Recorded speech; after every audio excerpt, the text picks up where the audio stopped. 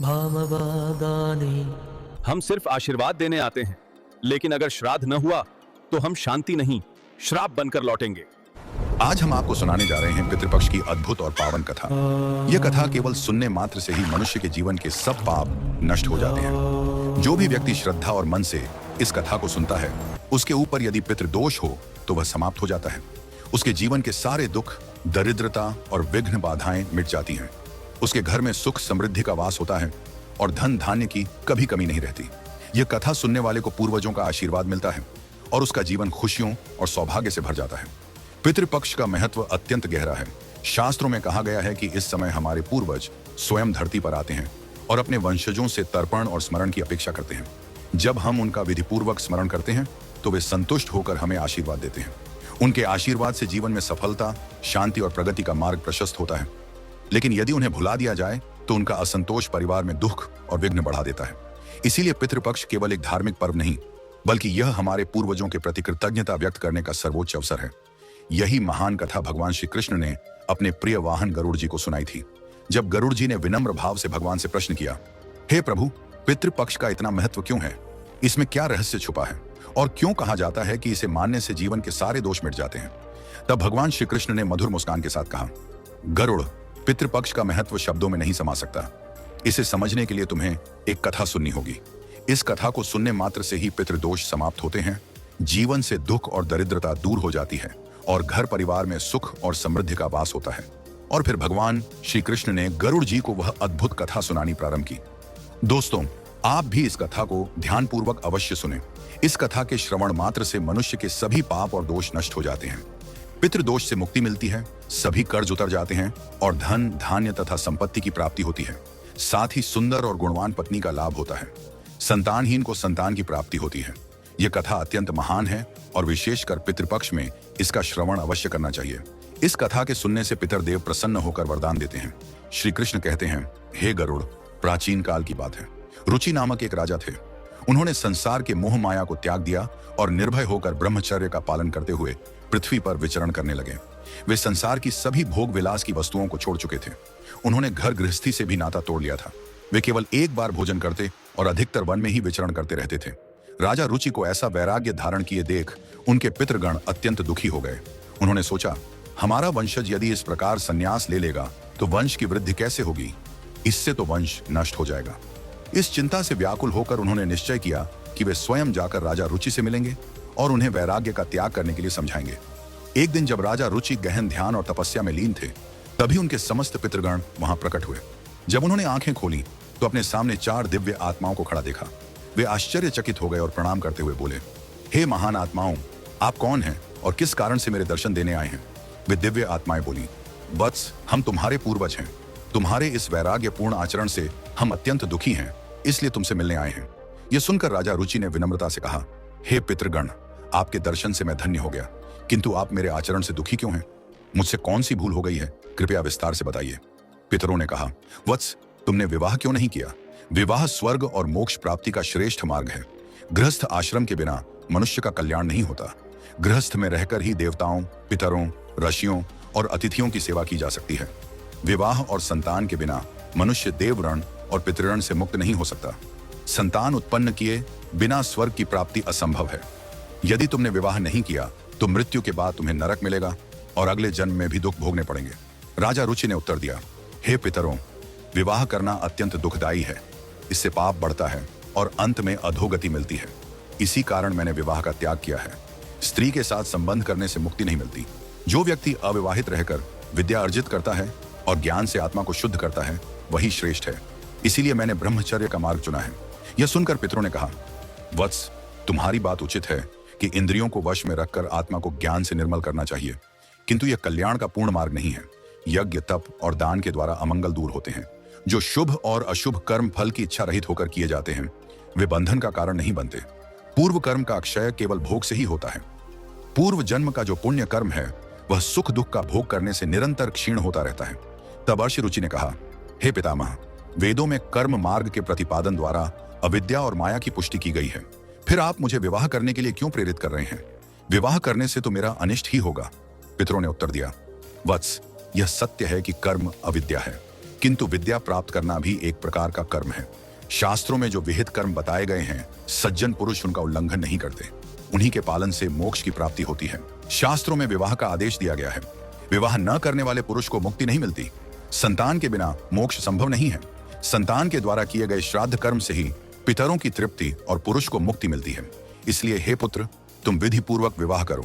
यदि विवाह नहीं करोगे तो तुम्हारे सभी कर्म व्यर्थ हो जाएंगे और तुम विफलता को ही प्राप्त करोगे। हमारे वंश के नष्ट होने पर हम पितरों की आत्माएं भी अतृप्त रह जाएंगी।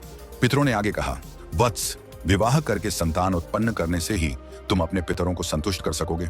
श्री कृष्ण कहते हैं, हे गरुड़, पितरों के ऐसे वचन सुनकर श्री रुचि को बड़ी ग्लानि हुई और उन्होंने विवाह करने का निश्चय किया।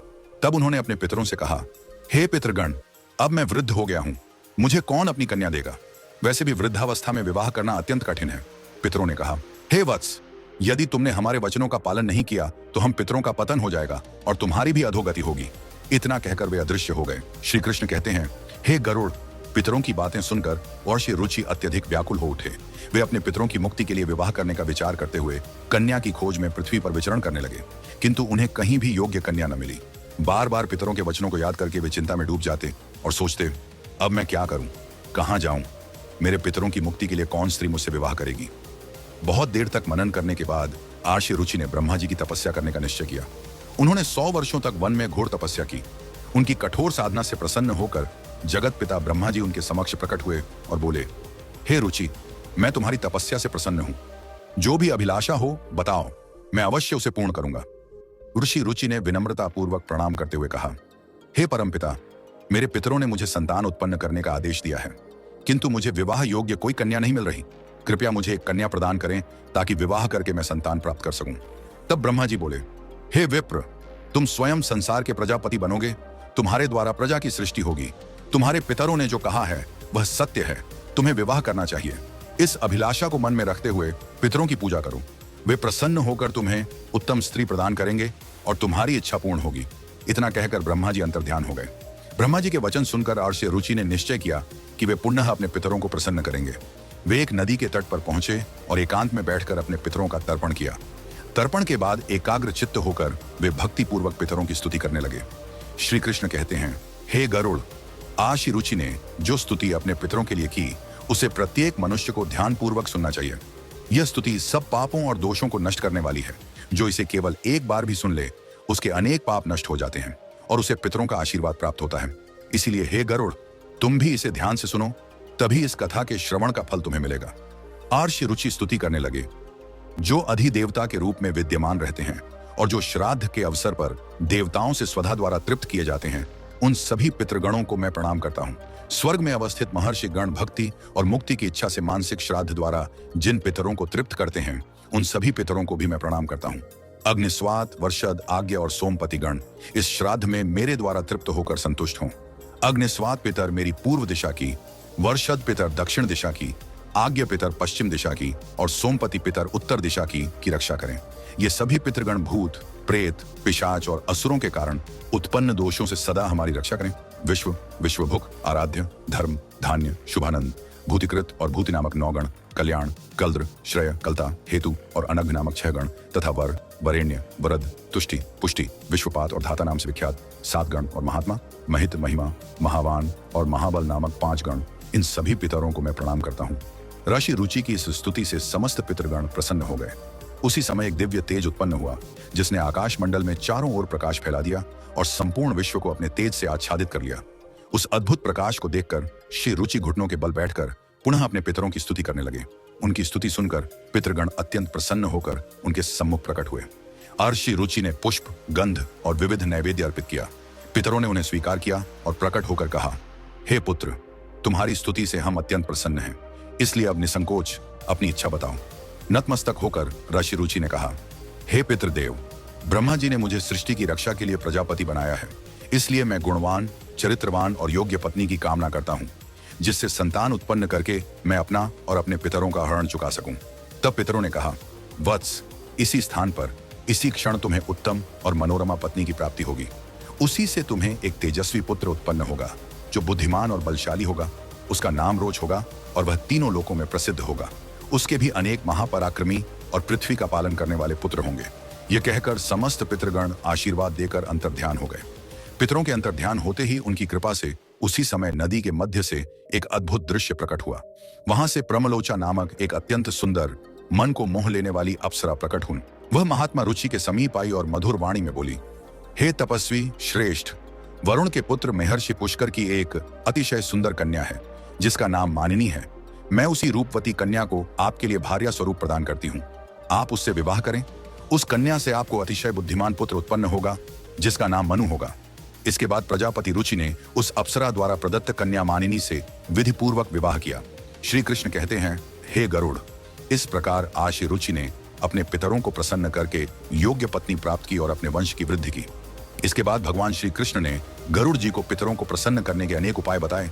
उन्होंने कहा कि ये उपाय मनुष्य के जीवन से पितृदोष को समाप्त करते हैं और पितरों की कृपा प्राप्त करने में सहायक होते हैं। श्री कृष्ण ने कहा, पितरों को प्रसन्न करने का सबसे पहला और मुख्य उपाय तर्पण है। तर्पण का अर्थ है पितरों को जल अर्पित करना। पितृपक्ष में पवित्र जल लेकर काले तिल, दूध और कुश के साथ पितरों का आह्वान करते हुए श्रद्धा से जल अर्पण करना चाहिए। तर्पण करते समय एयुएम पितृभ्यः स्वधा मंत्र का उच्चारण करने से पितर प्रसन्न होकर आशीर्वाद देते हैं। उन्होंने आगे कहा, श्राद्ध कर्म पितरों की तृप्ति के लिए अत्यंत आवश्यक है। इसमें पितरों के निमित्त सात्विक भोजन, फल और वस्त्र अर्पित किए जाते हैं। श्राद्ध करने वाले को ब्राह्मणों को भोजन कराना चाहिए और उन्हें वस्त्र व दक्षिणा देकर आशीर्वाद लेना चाहिए। श्राद्ध के दिन विशेष रूप से खीर, पूरी, सब्जी और अन्य सात्विक भोजन बनाकर पितरों को अर्पित करना चाहिए। तीसरा उपाय श्री कृष्ण ने बताया, गाय, ब्राह्मण और अन्य जीवों को भोजन कराना। विशेषकर गाय, कुत्ते और कौवे को भोजन देने से पितर तृप्त होते हैं। श्राद्ध के दिन गाय को रोटी और हरी घास तथा कौवे को चावल और खीर अर्पित करना विशेष शुभ माना जाता है। इससे पितरों की कृपा मिलती है और पितृ दोष का नाश होता है। फिर श्री कृष्ण ने कहा, पीपल और तुलसी के वृक्ष की पूजा करना भी पितरों को प्रसन्न करने का श्रेष्ठ उपाय है। पीपल का वृक्ष पितृगणों का निवास स्थान माना जाता है, जबकि तुलसी देवी लक्ष्मी का प्रतीक है।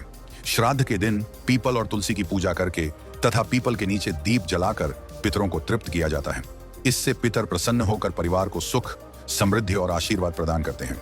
भगवान श्री कृष्ण ने गरुड़ जी से कहा, जो व्यक्ति पितृदोष से पीड़ित होता है उसे गया जी या अन्य पवित्र तीर्थों पर जाकर पिंडदान करना चाहिए। गया जी में किया गया पिंडदान पितरों को संतुष्ट करता है। वे मोक्ष प्राप्त करते हैं और अपने वंशजों को आशीर्वाद देते हैं। पिंडदान के समय काले तिल, कुश और चावल का उपयोग कर पितरों को अर्पण करना चाहिए। यह प्रक्रिया उनकी आत्मा को शांति और तृप्ति देती है। श्री कृष्ण आगे कहते हैं, पितरों को प्रसन्न करने के लिए श्राद्ध पक्ष में व्रत रखना चाहिए। इस समय सात्विक आहार ग्रहण करना चाहिए और ब्रह्मचर्य का पालन करना चाहिए। श्राद्ध पक्ष में मांस, मदिरा और तामसिक आहार का सेवन नहीं करना चाहिए। व्रत के दौरान भगवान विष्णु, शिव और देवी लक्ष्मी की आराधना करनी चाहिए। इससे पितरों की आत्मा को शांति मिलती है और वे प्रसन्न होकर आशीर्वाद देते हैं। भगवान श्री कृष्ण ने बताया, पितरों को संतुष्ट करने का एक विशेष उपाय है अन्नदान और वस्त्रदान। गरीबों, ब्राह्मणों और साधुओं को भोजन और वस्त्र अर्पित करने से पितरों की आत्मा तृप्त होती है। श्राद्ध पक्ष में किया गया यह दान मनुष्य को अपार पुण्य देता है और पितृ दोष से मुक्ति दिलाता है। पितरों की कृपा से परिवार में सुख समृद्धि बनी रहती है। उन्होंने कहा, पवित्र नदियों, विशेषकर गंगा में स्नान करके पितरों के लिए जल अर्पित करना अत्यंत शुभ माना जाता है। गंगा जल पितरों की तृप्ति का सर्वोत्तम माध्यम है। इससे पितृ दोष समाप्त होता है और व्यक्ति के पाप धुल जाते हैं। गंगा स्नान से पितरों की आत्मा को शांति मिलती है और वे प्रसन्न होकर वंशजों को आशीर्वाद देते हैं। श्री कृष्ण ने यह भी बताया, पितरों को प्रसन्न करने के लिए सत्संग में सम्मिलित होना और पवित्र ग्रंथों का पाठ करना चाहिए। विशेष रूप से भगवत गीता का 11वां अध्याय पढ़ना अत्यंत लाभकारी है। इसके पाठ से पितरों की आत्मा को शांति मिलती है और वंशजों पर उनकी कृपा बनी रहती है। भगवान श्री कृष्ण ने अंत में कहा, जो भी व्यक्ति इन उपायों को श्रद्धा और विश्वास के साथ करता है उसे जीवन में सभी प्रकार के सुख और समृद्धि प्राप्त होते हैं। पितृदोष से मुक्ति मिलती है और परिवार में शांति बनी रहती है। हे गरुड़, जो इन उपायों का पालन करता है उसके पितर सदैव प्रसन्न रहते हैं। तो दोस्तों, इस प्रकार गरुड़ पुराण में पितृपक्ष की कथा और पितरों को प्रसन्न करने के उपायों का विस्तार से वर्णन मिलता है। ये कथा हमें सिखाती है कि पितरों की सेवा और तर्पण करना हर मनुष्य का परम कर्तव्य है। दोस्तों, उम्मीद है आपको यह कथा और जानकारी पसंद आई होगी। अगर अच्छी लगी हो तो इसे लाइक करें, परिवार और दोस्तों के साथ शेयर करें और ऐसी ही आध्यात्मिक जानकारियां पाने के लिए हमारे चैनल को सब्सक्राइब करना न भूलें। आपका धन्यवाद।